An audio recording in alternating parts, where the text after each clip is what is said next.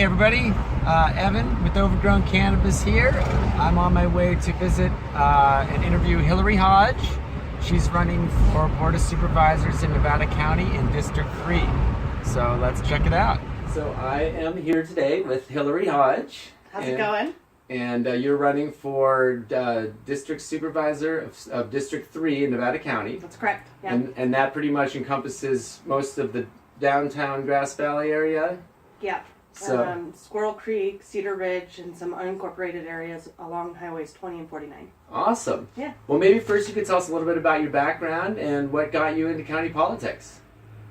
That's an interesting question. So, my background, I am currently the executive director of Sierra Commons, which is Nevada County's small business education center, and I've been interested in economic development in our community.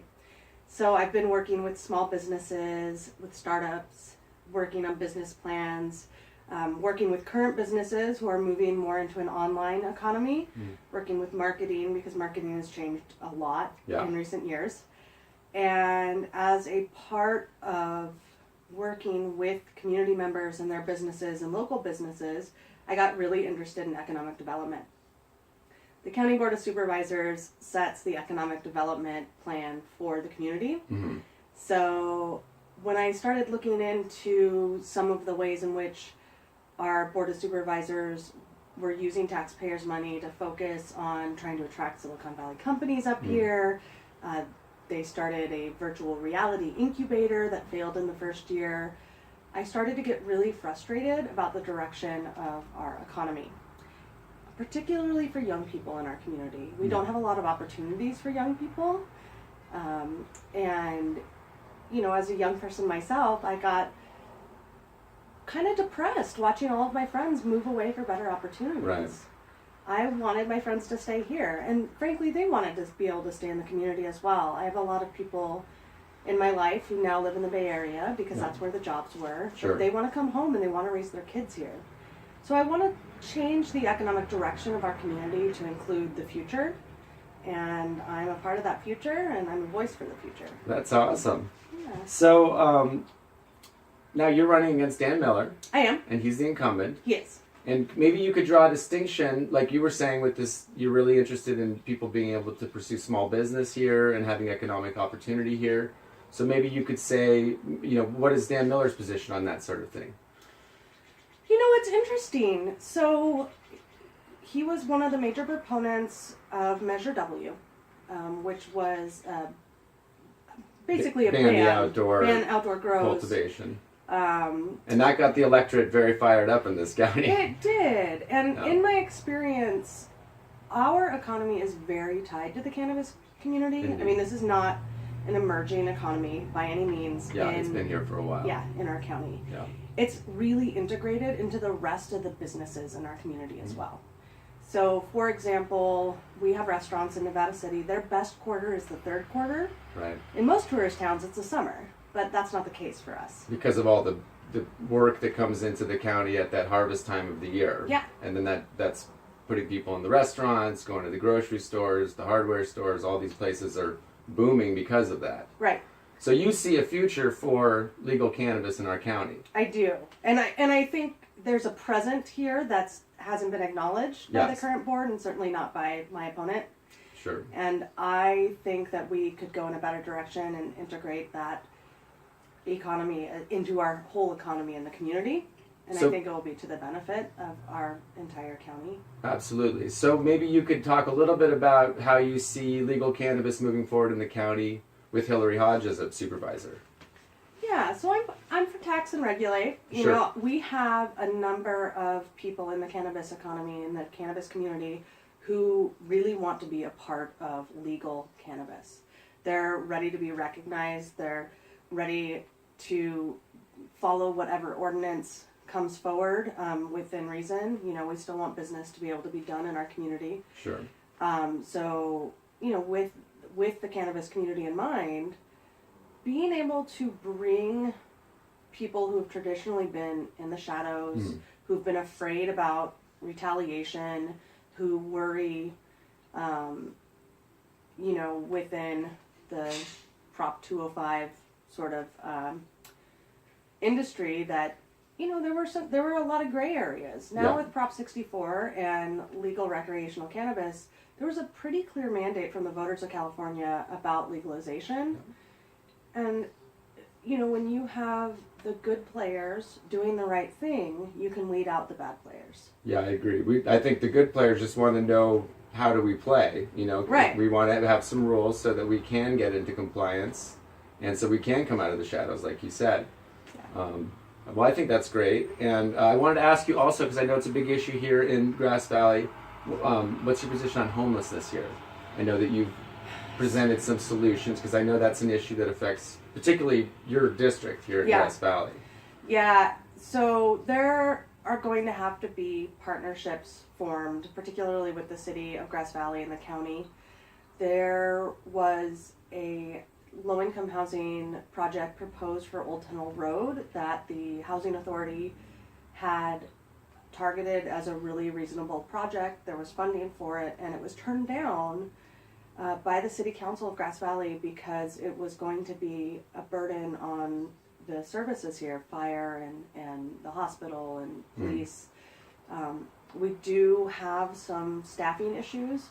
I think that there are some places where we could maybe expand staffing. That would be particularly in my position as supervisor for the sheriff's office.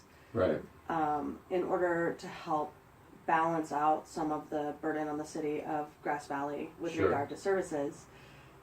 It's such a tough issue. Yeah, it is a tough issue, but it's also about, short-term pain, long-term gain, or short-term gain and long-term pain.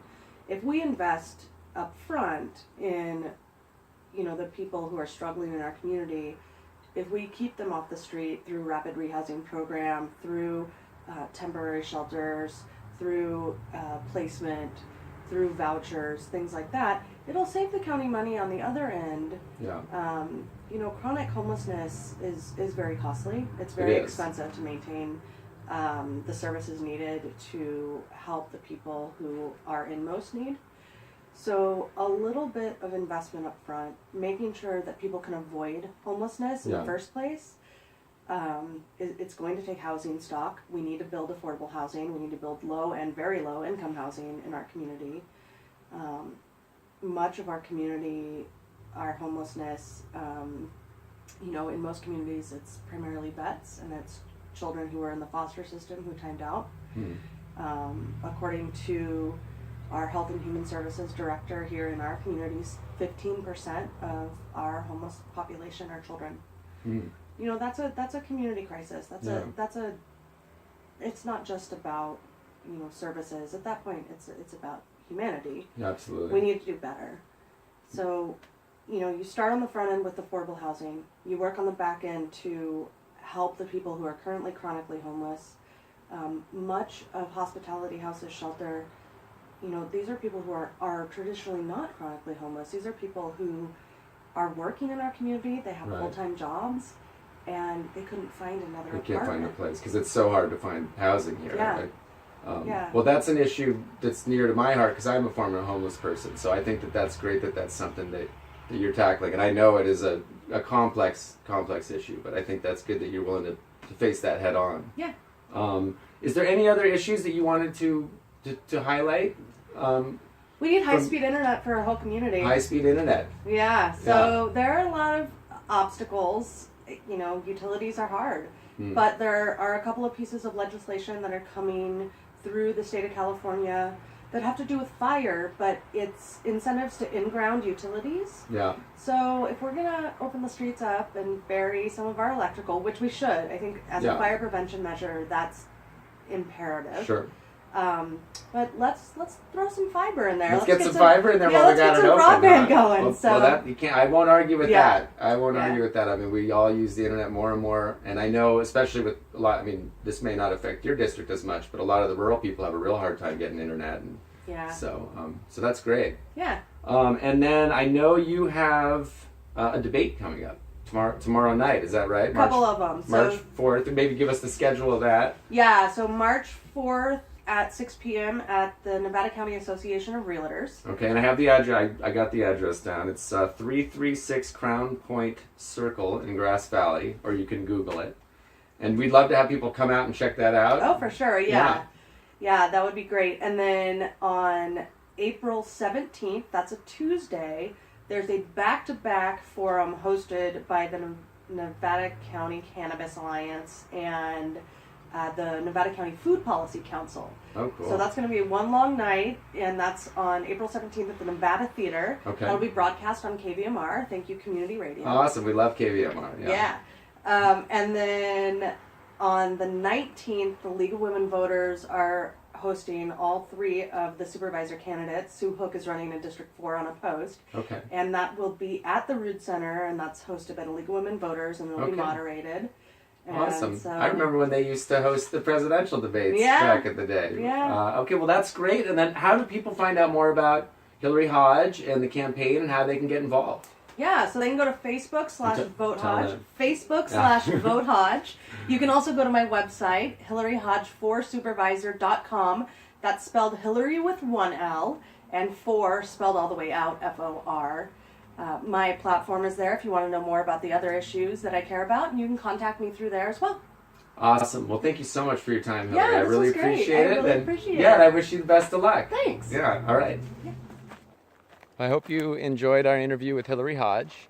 I want to stress that neither myself nor Overgrown Cannabis endorses any candidate, and we weren't paid for the interview. I wanted to highlight some of the local politics going on and also encourage people to get involved with local politics.